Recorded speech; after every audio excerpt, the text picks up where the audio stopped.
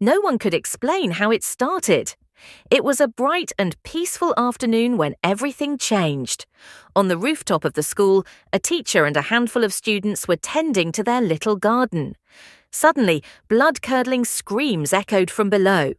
Confused, they rushed to the edge, only to witness chaos unraveling, students running wildly, some collapsing, and others attacking their classmates like mindless beasts. Kurumi stood frozen in disbelief. That's when a girl suddenly fell from the sky, landing hard, and in the next breath, her body twisted into that of a zombie. A kind senior pulled Kurumi to her feet and dragged her away just as more infected stormed the building. On their way, Kurumi encountered classmates whose eyes had already turned ghostly white. One lunged toward her, but her senior shielded her, taking the bite instead. Even so, Kurumi helped her wounded senior up the stairs, unaware that danger was already waiting on the rooftop. Some students panicked and tried to flee downstairs, not knowing it was far worse below.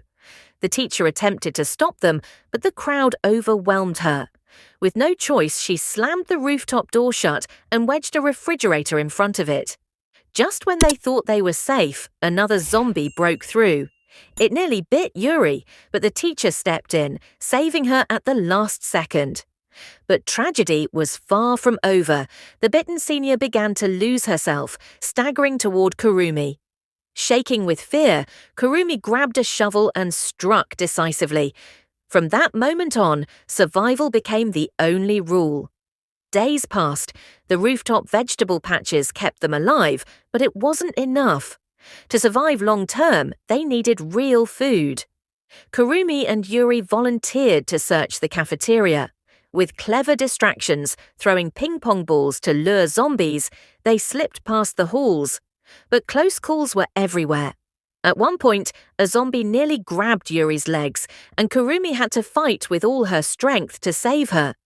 Inside the cafeteria, they discovered not only a pack of noodles, but also another survivor, a girl named Mickey, who had been hiding there since the outbreak. Together, they shared their first real meal in days, though Mickey's troubled expression hinted at something more. The next morning, the school's intercom mysteriously switched on, blasting music that drew hordes of zombies. It was Mickey. She had activated it, planning to use the chaos as cover to escape. But things spiraled quickly out of control.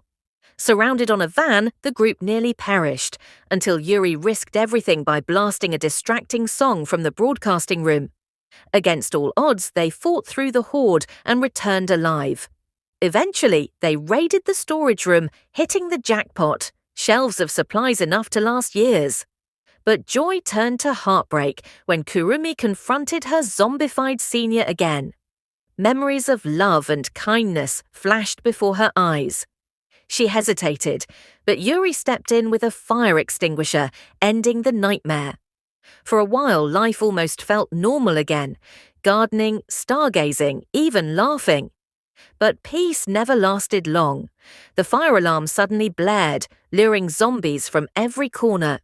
In the chaos, the teacher, who had already been bitten earlier, sacrificed herself.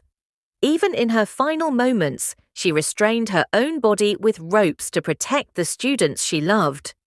Kurumi, with tears streaming down her face, lifted her shovel one last time to say goodbye.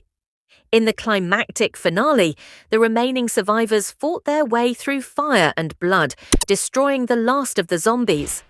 With heavy hearts, the four bowed deeply to the school that had once been their home before driving away in search of a new safe haven. Don't forget to subscribe, share, and like.